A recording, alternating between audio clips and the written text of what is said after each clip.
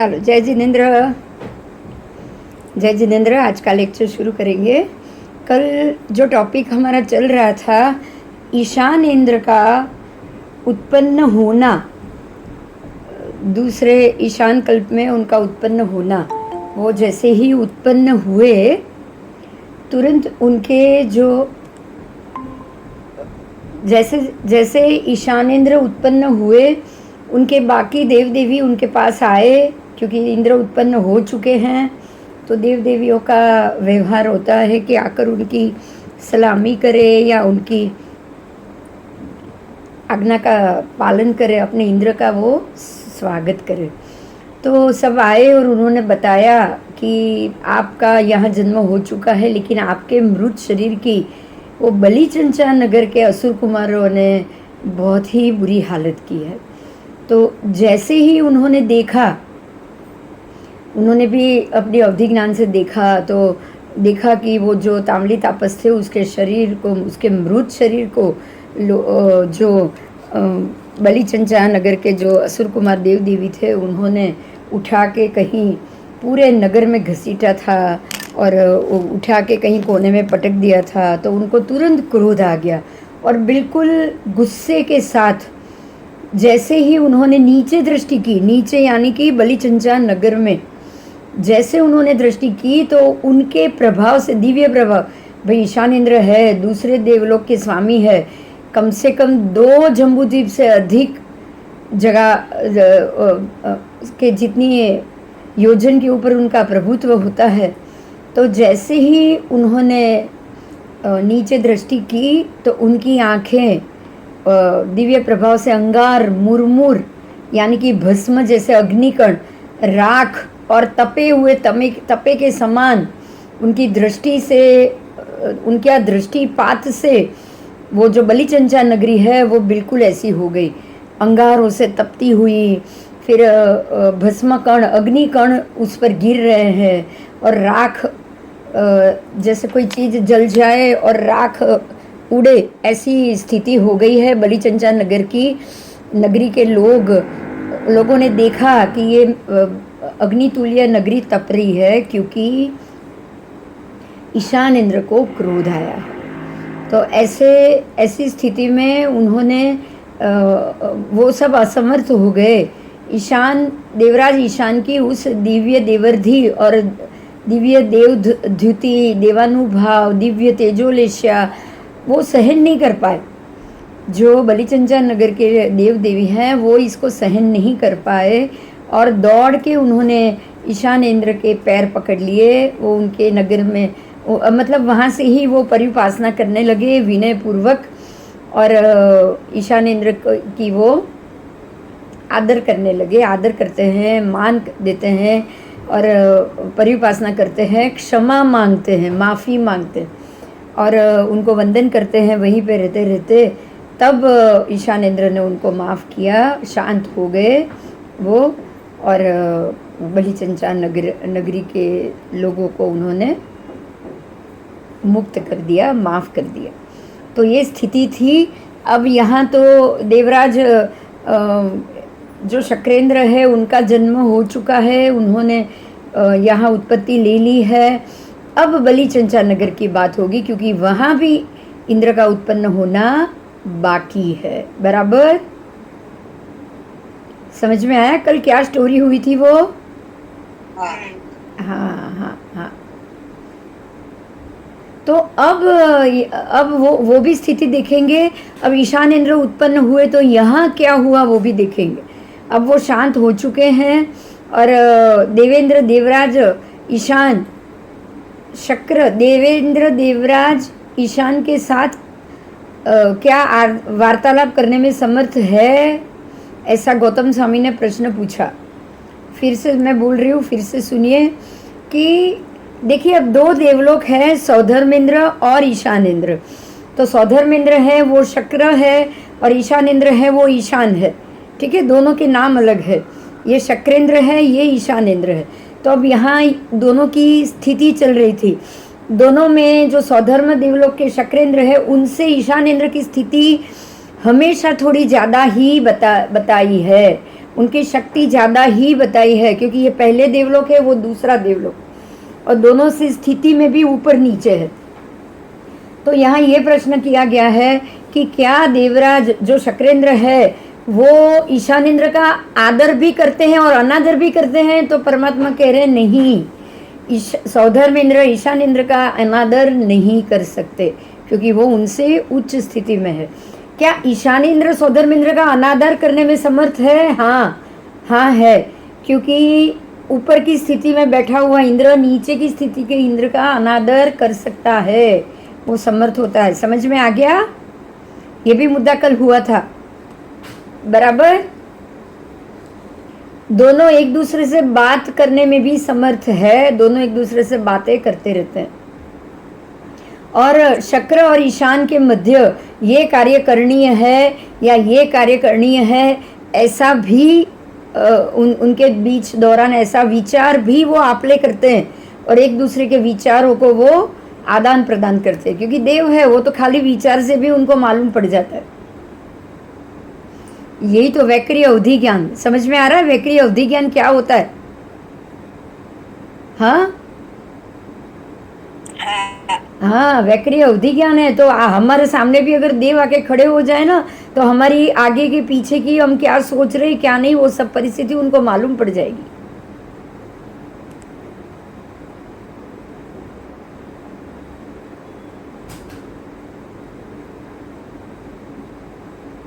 ये कार्य करणीय है, ये कार्य करणीय है, ऐसा विचार उन दोनों में उत्पन्न होता है। और यदि देवराज शक्र के सामने कोई प्रयोजन उपस्थित हो जाए तो वो ईशान देवराज के पास प्रकट हो जाते हैं, और यदि ईशान देवराज के सामने कोई प्रयोजन उपस्थित हो जाए तो वो शक्रेंद्र के पास आके प्रकट हो जाते हैं, बराबर। और ईशान आके कहते हैं कि हे दक्षिण अर्ध लोकाधिपति देवराज शक्र, ये इस समय ये कार्य करणीय है। और शक्र ये कहते हैं कि उत्तरार्ध लोकाधिपति देवेंद्र देवराज, इस समय ये कार्य करणीय है, और ये करणीय कार्य है। ये दोनों एक दूसरे से परस्पर कार्य का अनुभव करते हुए वो दोनों कार्य भी करते हैं, संपन्न भी करते हैं, और आगे उनकी बीच में ये संपादिता होती रहती है। देखिए अब ध्यान से सुनिएगा, ध्यान से सुनिएगा। दोनों का अधिपत्य अलग अलग है। दोनों का अधिपत्य ये है कि दक्षिण की तरफ का पूरा जो दक्षिण का जो लोक है, संपूर्ण लोक, ध्यान दीजिएगा, दक्षिणार्ध लोकाधिपति बोला है, कोई जम्बू द्वीप का नाम नहीं दिया। क्या बोला है? खाली तिर्यक लोक नहीं, संपूर्ण लोक, दक्षिण लोक। समझ में आया? भगवान के ये शब्द याद रखिएगा।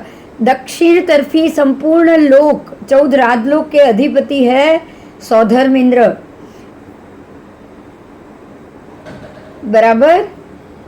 और उत्तर के लोक, उत्तर तरफी लोक, उत्तर के नीचे का नीचे की 7 नरक, फिर उत्तर का तिर्यक लोक, उत्तर तरफी ऊपर का जो 12 देवलोक है, 9 ग्रहवेक है, जो भी उत्तर विभाग का लोक है उसके अधिपति है ईशान देवराज, ईशान, ईशान इंद्र। समझ में आ गया?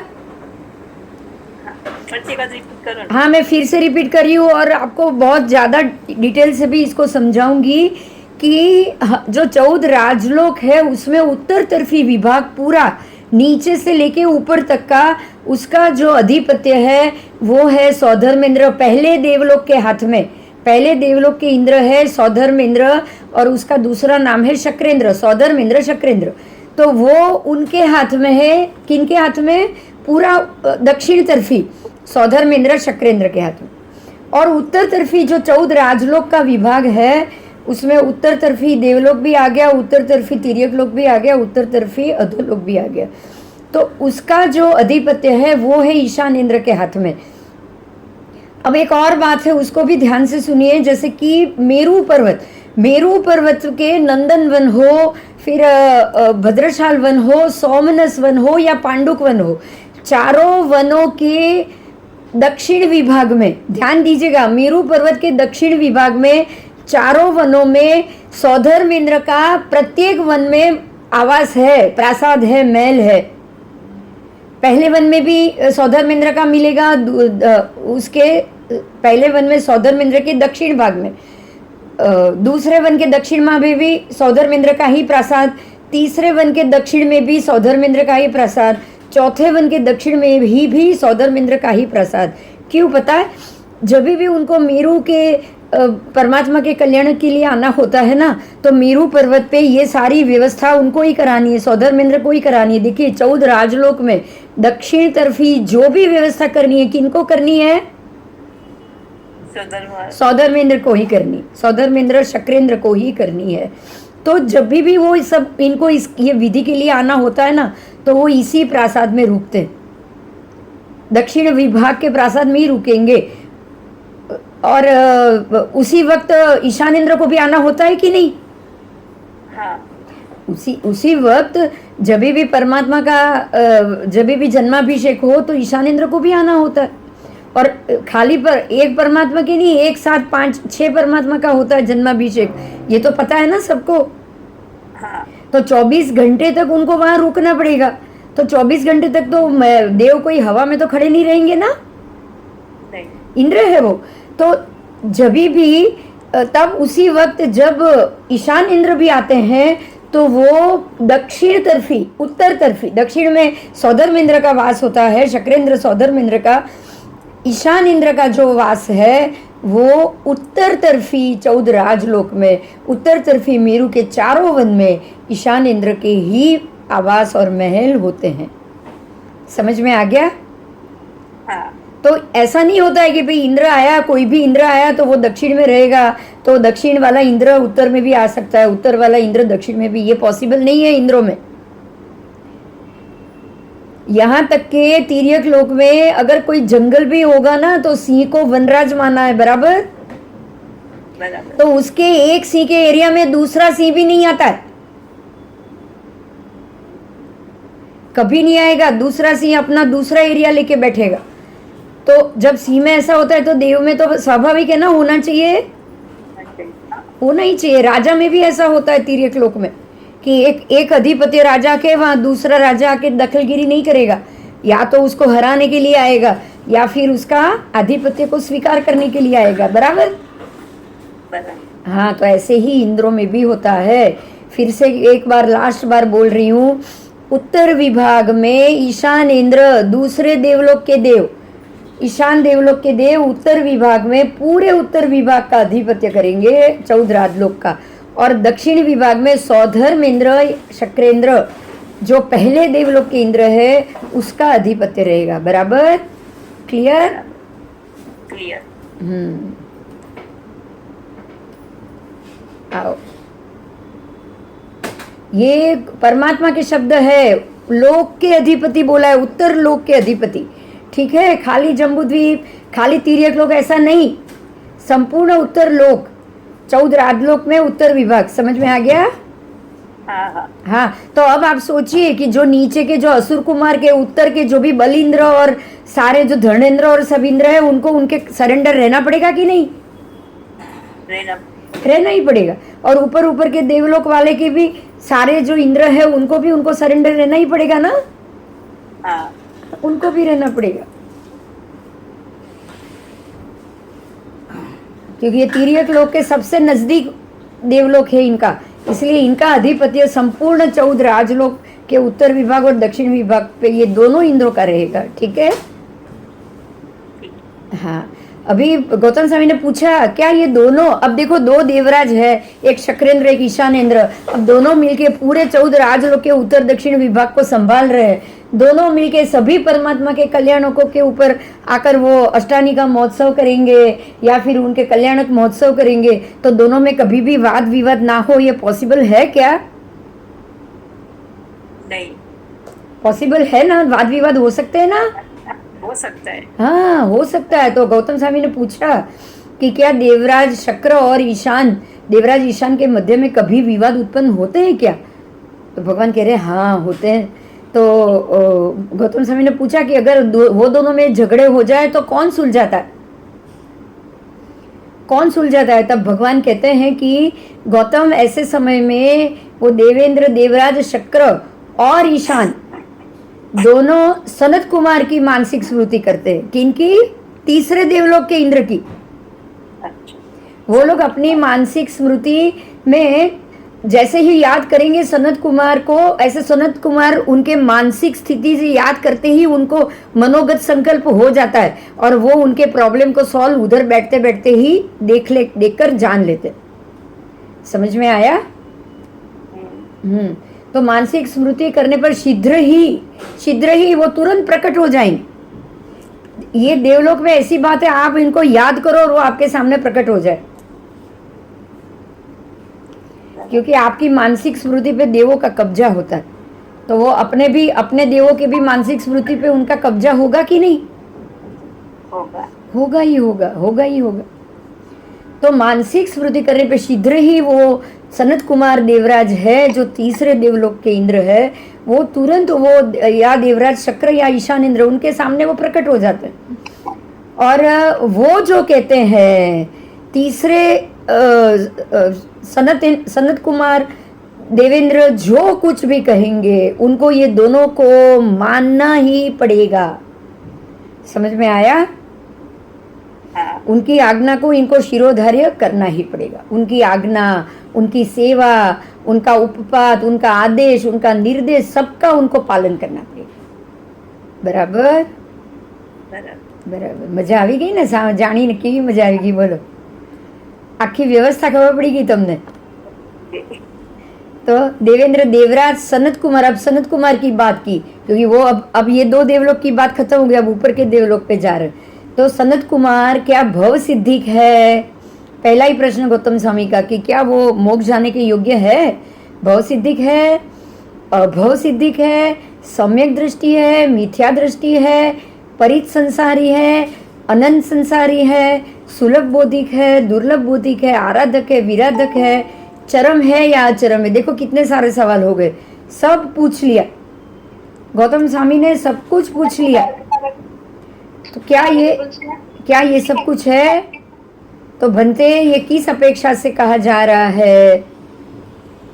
तो गौतम भगवान ने जवाब दिया, गौतम, देवराज सनत कुमार अनेक साधु, अनेक साध्वियाँ, अनेक श्रावकों, अनेक श्राविकाओं का हित चाहने वाले देव इंद्र है, सुख चाहने वाले हैं, उनका पथ्य चाहने वाले हैं, उन पर अनुकंपा करने वाले, निश्रेयस की दिशा में प्रेरित करने वाले, हित सुख निश्रेयस चाहने वाले हैं।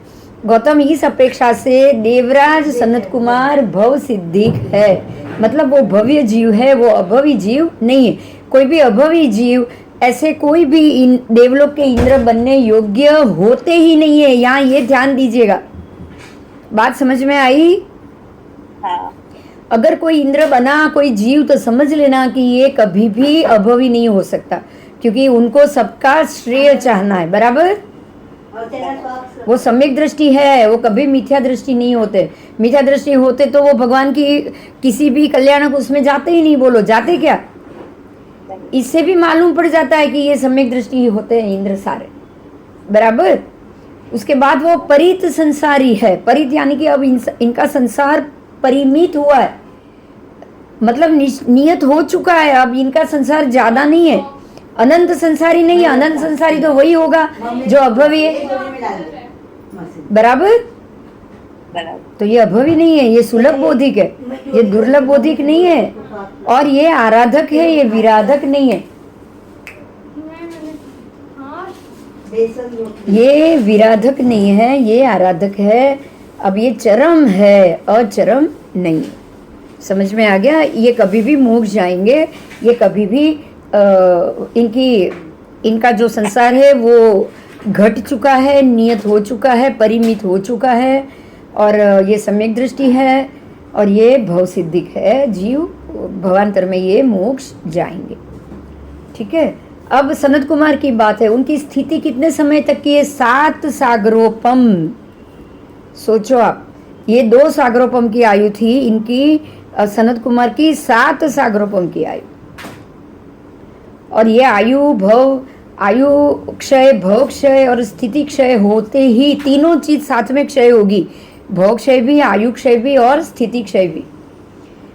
ऐसे क्षय होते ही होने के अनंतर वो उस देवलोक से च्यवित होके कहाँ जाएंगे? अब सनत कुमार भव सिद्धिक तो है ही, सम्यक दृष्टि तो है ही, तो अब वो वहाँ से कहाँ उत्पन्न होंगे? तो महाविद्य क्षेत्र में उत्पन्न होके सब दुखों के वो अंत करेंगे, केवली बनेंगे। तो अब आपको यहाँ ये बहुत इम्पोर्टेंट पॉइंट मिला, पहले दूसरे तीसरे चौथे देवलोक के जो भी इंद्र बनते हैं वो उसके बाद वाले भव में मोक्ष जरूर जाएंगे।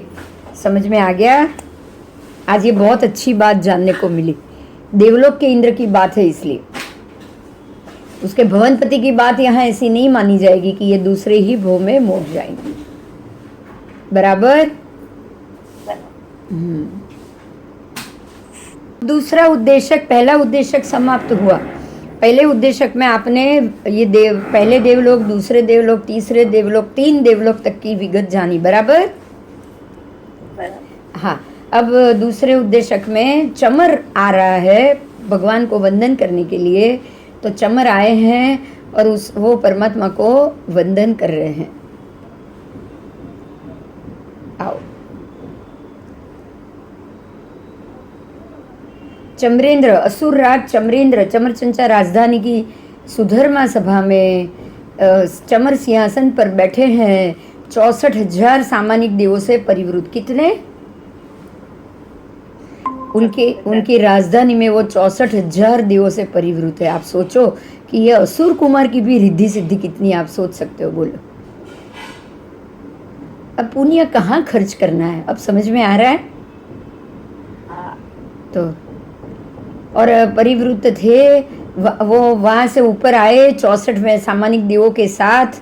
नीचे वो नीचे से तो ऊपर ही आना पड़ेगा ना उनको, तो वो ऊपर आए, समशरण में आए और भगवान के सामने भी उन्होंने नाट्य विधि का उपदर्शन कराया किया, और वो फिर वो पूरे अपने समुदाय को लेके जहाँ से आए थे वहाँ वो चल दिए। देखो, ये एक जब भी परमात्मा समशरण लेकर बैठते हैं, मतलब समशरण होता है, अभी महाविद्य में भी ऐसा होता होगा, देवलोक वहाँ आए दिन जाते रहते हैं। समझ में आया? देवों वहाँ, इंद्र वहाँ आए दिन जाते रहते हैं अपने देवों के साथ, परशुदा में जाते हैं, भगवान के सामने अपने जो 32 नाट्य विधि होती है उसका प्रदर्शन करते हैं, उनको परिउपासना परमात्मा को वंदन करते हैं और अपने नगर में वापस चले जाते हैं। ये उनका आचार है कि कहीं भी तीर्थंकर परमात्मा का केवल ज्ञान लगा हो और परमात्मा समोसरण में बैठे हो तो वहाँ जाए और ऐसे ही भगवान की परिउपासना करे। समझ में आ गया? देखो, अभी है ना, हम लोग जो वार्ता कर रहे हैं वो चल रही है। देखो, 3 देवलोक का ही क्यों बताया? क्योंकि पहले वो शक्रेंद्र आए तो गौतम स्वामी ने सवाल किए। बराबर? तो गौतम स्वामी के सवाल के भगवान ने जैसे ही जवाब दिए और 3 इंद्र तक बताया और तुरंत वहां चमरेंद्र आए। तो अब चमरेंद्र आए तो मुद्दा बदल गया। आप ऐसा समझिए कि समोसरण में देशना चल रही है, शक्रेंद्र आके गए, उनके आके जाने के बाद गौतम स्वामी ने जो भी सवाल किए 3 देवलोक तक, उसके जवाब भगवान ने दिए। और जैसे ही वो तीसरे सनत कुमार देव की बात चल रही थी उसी वक्त ये चमरेंद्र आए, और चमरेंद्र भी आए और उन्होंने भी अपने 64,000 सामानिक देवों के साथ परमात्मा की परिउपासना की, नाट्य विधि बताई और उसके बाद वंदन करके वहां से चले गए। तो अब चले गए तो अब गौतम स्वामी चमरेंद्र के सवाल करेंगे कि नहीं? हाँ। तो अब गौतम स्वामी ने उनके सवाल किए कि भगवान अब जो आए वो कौन थे? अब जो आए वो कौन थे? ये भी इंद्र थे। तो परमात्मा ने कहा ये चमरेंद्र है जो सौधर्म कल्प के नीचे। कहाँ रहते हैं? अब उन्होंने पूछा कि भगवान ये इस रत्नप्रभा पृथ्वी के नीचे रहते हैं क्या? असुर कुमार देव रहते हैं? ऐसा उन्होंने पूछा। तो भगवान ने कहा नहीं गौतम, ऐसी बात नहीं है, ये अर्थ संगत नहीं है। तो कहाँ रहते हैं ये पूछा। ये कहाँ रहते हैं? ये रत्नप्रभा पृथ्वी के नीचे नहीं रहते। तो 7वीं पृथ्वी के नीचे, सौधर्म कल्प के नीचे, भंते क्या ईशत प्रागभरा पृथ्वी के नीचे असुर कुमार देव रहते हैं? तो नहीं गौतम, ये भी बात संगत नहीं है। तो बोलो ना आप, फिर आप परमात्मा आप बताओ कि असुर कुमार देव कहाँ रहते? तब कहा कि गौतम, ये असुर कुमार देव रत्नप्रभा पृथ्वी के ऊपरी भाग में जो रत्नप्रभा पृथ्वी की 1,80,000 योजन की मोटाई जाड़ाई है, 1,80,000 योजन जाड़ी रत्नप्रभा नरक पृथ्वी है, जो ऊंचाई में 1,80,000 है, लेकिन चौड़ाई में वो एक रज्जु प्रमाण है। समझ में आया? आप सोचो कि इतनी लंबी चौड़ाई,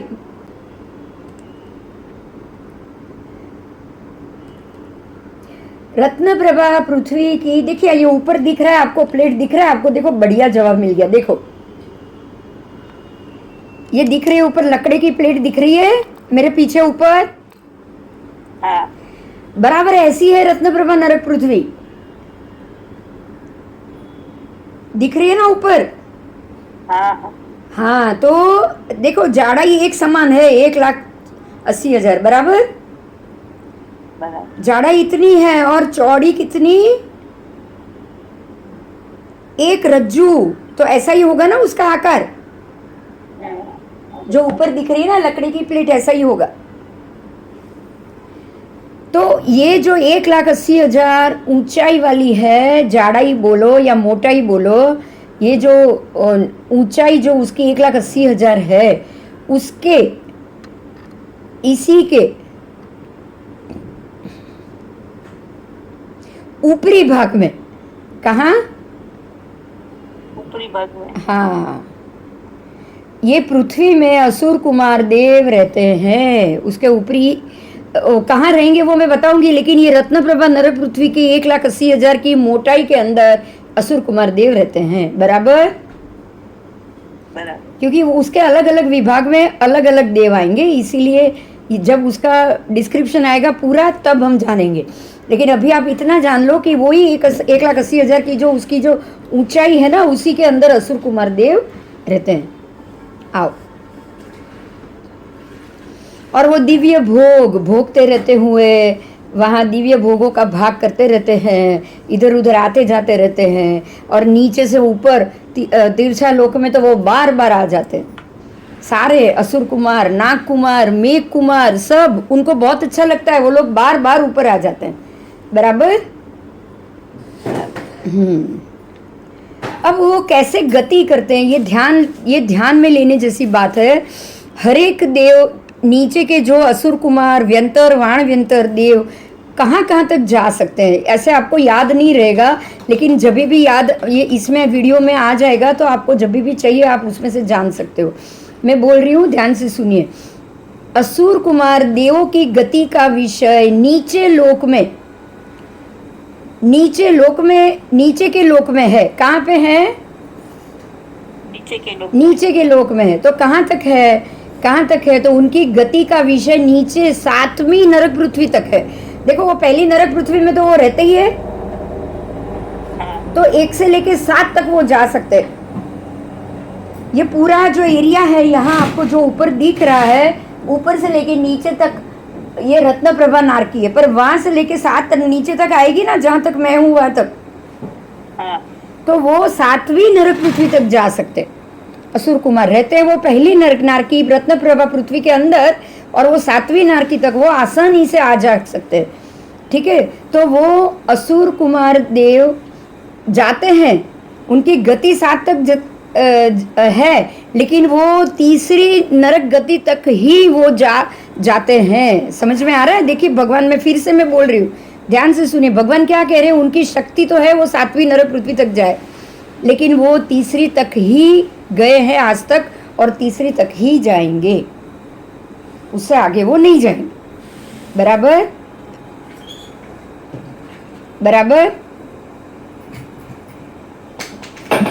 हाँ। अब वो तीसरी तक जाते हैं, बार बार जाते आते रहते हैं। क्या करते हैं पता है आपको? नहीं। हाँ, भगवान कह रहे हैं, वो गौतम स्वामी ने पूछा कि वो क्यों आते जाते रहते हैं, उसका प्रत्यय क्या है, उनका प्रत्यय क्या है, वो आने का कारण क्या है, जाने का कारण क्या है। तब गौतम स्वामी को भगवान ने बताया कि पूर्व जन्म के वैरी की वेदना को बढ़ाने के लिए, बराबर? उनका जो पूर्व जन्म का वैरी होगा, मान लो कि मेरा ये जन्म में कोई वैरी हो और वो असुर कुमार देव बना है, तो वो नीचे आएगा, उसको याद आएगा, मेरे साथ वैर याद आएगा और मेरी पीड़ा बढ़ाने के लिए, मुझे उत्पीड़न करने के लिए, मुझे तकलीफ देने के लिए वो बार बार नीचे आएगा और मुझे पीड़ा देगा। समझ में आई बात? ये पहली, दूसरी, तीसरी नरक की बात कर रही हूं मैं। वो नरक में जाएगा ही और पीड़ा देगा। समझ में आया?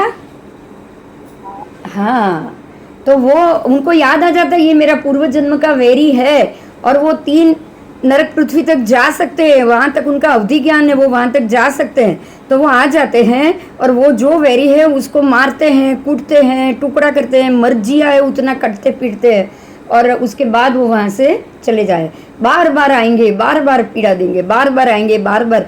आप समझ सकते हो कि नारकी के पहले, दूसरे, तीसरे जीवों की भी क्या कठिनाई होगी, आप समझ सकते हो। लेकिन उनके कर्म तो कट ही रहे ना, ऐसे भी नरक गति में भी कर्म तो कट ही रहे ना। कर्म खपाने के लिए ही नारकी का जीव नरक में जाता है, बराबर। और अगर वहां जाने के बाद भी कर्म ना खपे तो चलेगा क्या? नहीं। तो वहां भी जाने के बाद वहां भी देव आएंगे और नारकी के जीव अंदर अंदर उसको मारेंगे और कर्म खटेंगे। देवलोक से देव आके उनके कर्म मार के कर्म खटाएंगे, और परमाधामी देव भी मार के कर्म खटाएंगे, और ऊपर से ये भवनपति व्यंतर वाण व्यंतर भी आके उनके कर्म खटाएंगे। और अभी बाकी है तो जो नरक पृथ्वी है वो भी उसको पीड़ा देके कर्म खटाएगी। समझ में आया? नारकी के जीवों के कर्म इस प्रकार से खटते हैं। તો કર્મ બંધાય ને પાછા બીજા નવા. હા, તો બંધાય જ ને એ લોકોને તો. બંધાય તો ખરા જ ને, બંધાય તો કોઈને બી. એટલે તો બિચારો સમ્યક દ્રષ્ટિ ચૂપ થઈને બેઠો છે ને. આ લોકો સમ્યક દ્રષ્ટિ થોડા જ. સમ્યક દ્રષ્ટિ હોય તો અસુર કુમાર દેવ છે પાછા, એટલે એમની તો સમ્યક દર્શન હવે ખબર પડશે. પણ ત્યાં સમ્યક દ્રષ્ટિ તો બહુ ઓછા. હજી ઇન્દ્ર હોય તો હોય, બધા ના હોય, બધા ના હોય.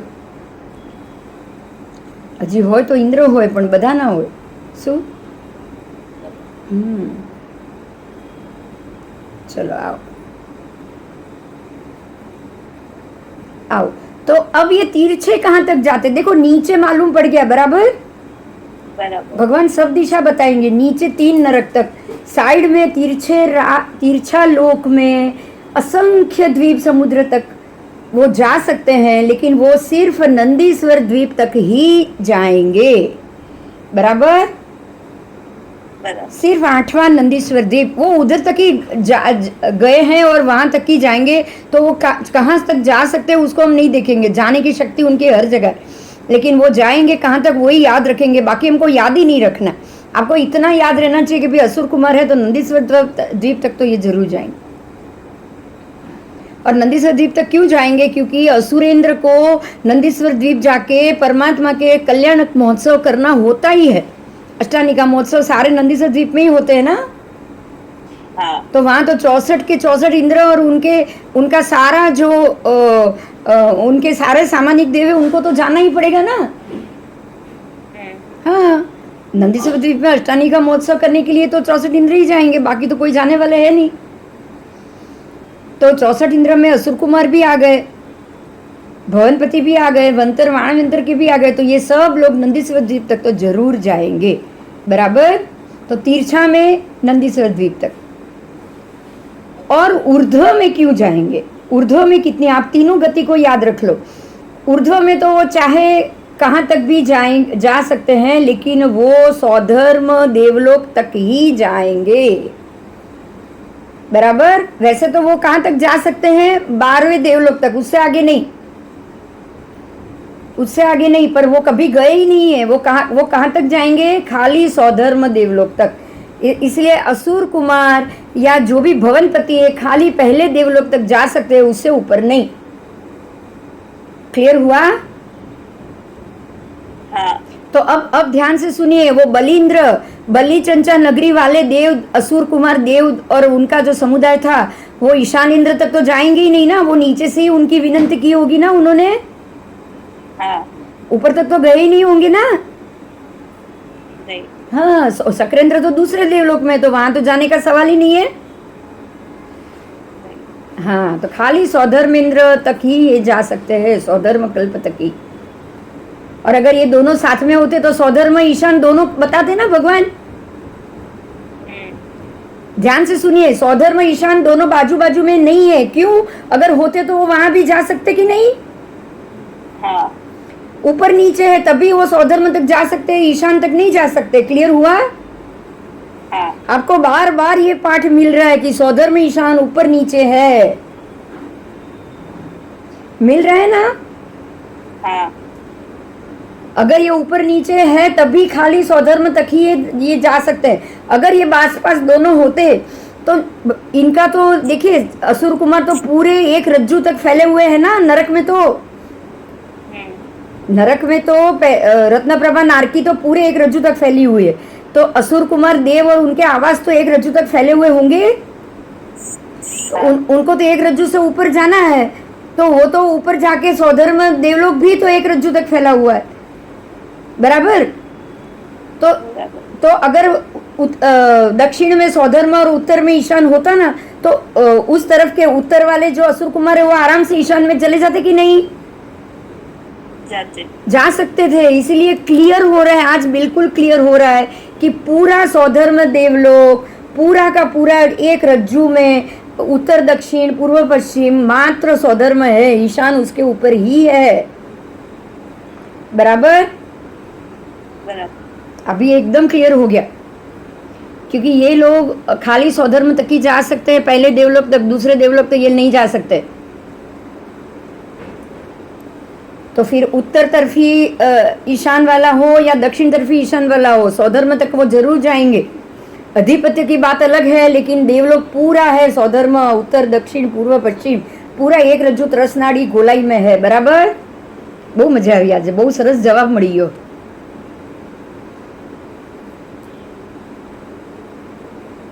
મળી ગયો કે નહીં બોલો?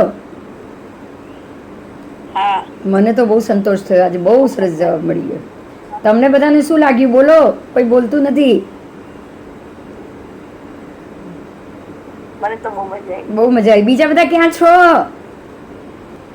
ખબર છે કે નથી? મજા કરું છું। સમજાઈ ગયું એ બોલો પહેલા બસ। યસ યસ યસ સમજાયું। તમારે ફરીથી સાંભળવું પડશે પછી શું છે। કઈ વાંધો નહીં, પણ જો અત્યાર સુધી એવી માન્યતા હતી, જો હું બતાવું તમને, જો આવી રીતે બે દેવલોક છે, સમજાય છે હવે? બાજુ બાજુમાં એવી માન્યતા છે આપણા બધા ફોટાઓમાં, બાજુ બાજુમાં છે, તમને 14 રાજલોકના બધા ફોટામાં આવી રીતે દેખાશે, સૌધર્મ અને ઈશાન। હવે હવે अभी जो पाठ आया उसको समझेंगे, अभी जो पाठ है उसके समझेंगे। अब ये देवलोक में रत्न प्रभा तो नीचे है इतनी, बराबर। ये रत्न प्रभा है, मान लो ये रत्न प्रभा, ये भी एक रज्जू, ये भी एक रज्जू हुआ। हाँ, तो अब ये रत्न प्रभा में से किसी भवनपति को अगर सौधर्म में जाना है, एक वो पहले देवलोक तक जा सकता है, तो ईशानेंद्र भी बाजू में ही उतनी जगह पे तो वो जरूर जा सकता है ना। दक्षिण वाला क्यों नहीं जाएगा बताओ? जा सकता है। अच्छा, अब ये सोचो कि ये पूरा एक रज्जू है, तो उत्तर वाला उत्तर में जाए तो दक्षिण वाला क्या उत्तर में आके ऊपर जाएगा क्या? असुर कुमार नहीं, वो तो दक्षिण से ही जाएगा ना। उसको कोई इधर आके तो ऊपर जाना है ऐसा तो पॉसिबल भी नहीं है ना। नहीं, देखिए समझिए, ये कोने से ये कोने पे देव आए और ऊपर जाए, ये पॉसिबल है नहीं। तो यहाँ से वो यहाँ जाए और यहाँ से यहाँ जाए, मतलब क्या हुआ पता है? ये आपका सौधर्म है, ये ईशान है। समझ में आ गया अभी? तो यहाँ से इजीली वो सौधर्म में जा सकता है, कहीं से भी जा सकता है ना। और ये भवनपति देव ईशान में कभी भी नहीं जा सकेंगे, ना कभी गए ना कभी जाएंगे। तो ये ऊपर नीचे तभी ना, बाजू बाजू में होता तो चले जाते कि नहीं बताओ? बाजू बाजू में होता तो चले जाते। बस, तो अब ये साबित हो गया कि ये बाजू बाजू में नहीं है। ऊपर नीचे तो 6। ये रत्नप्रभा नारकी, उसके ऊपर ये सौधर्म और उसके ऊपर ये ईशान। क्लियर हुआ? हाँ और बीच में तिर्यक हाँ। लोक। आज ये पूरा भूगोल में ये जो क्वेश्चन था वो ये जरिए से पूरा क्लियर हो गया कि ईशान के ऊपर सौधर्मेंद्र है। अभी 2 लेसन से वही चल रहा है, बराबर? बराबर। हाँ, कल के पाठ में भी ये क्लियर हो गया। एक बार सुन लेना, नहीं सुना हो तो वापस सुन लेना आज। और आज का भी ये सुनना, आज का तो मालूम पड़ी गया आपको कि बाजू बाजू में नहीं है, एक के ऊपर एक है, बराबर। इसीलिए ये असुर कुमार सौधर्म में जा सकते हैं पर ईशान देवलोक में नहीं जा सकते, सौधर्म के ऊपर जा ही नहीं सकते, बराबर? बराबर। बस अब क्यों जाते हैं ये भी तो कारण है। गौतम स्वामी तो पूछेंगे ही पूछेंगे भी क्यों जाते, पूछेंगे ना गौतम स्वामी? हाँ हाँ, तो उन्होंने पूछ लिया कि भाई ये क्यों जाते हैं। तब भगवान ने कहा कि ये क्यों जाते हैं, उसका जवाब दिया कि असुर कुमार देवों का सौधर्म कल्पवासी देवों के साथ भव प्रत्यय एक वैरानुबंध होता है।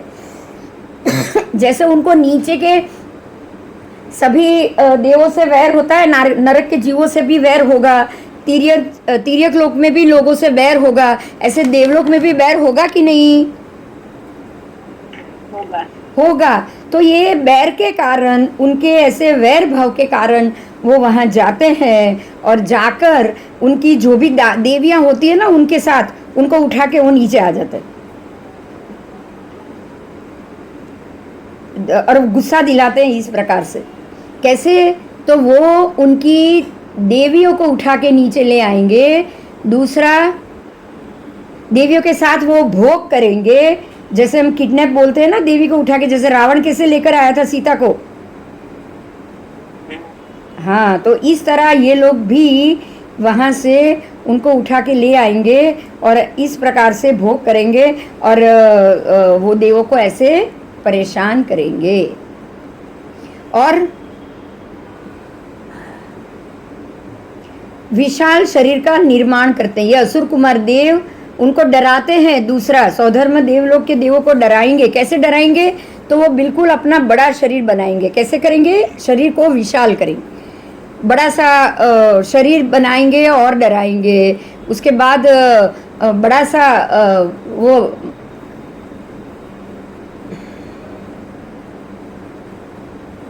आत्मरक्षक देवों को तंत्रस्त करेंगे, क्योंकि उनके जो देव है, इंद्र को नहीं लेकिन देवों को तो वो जाके परेशान कर ही सकते हैं ना।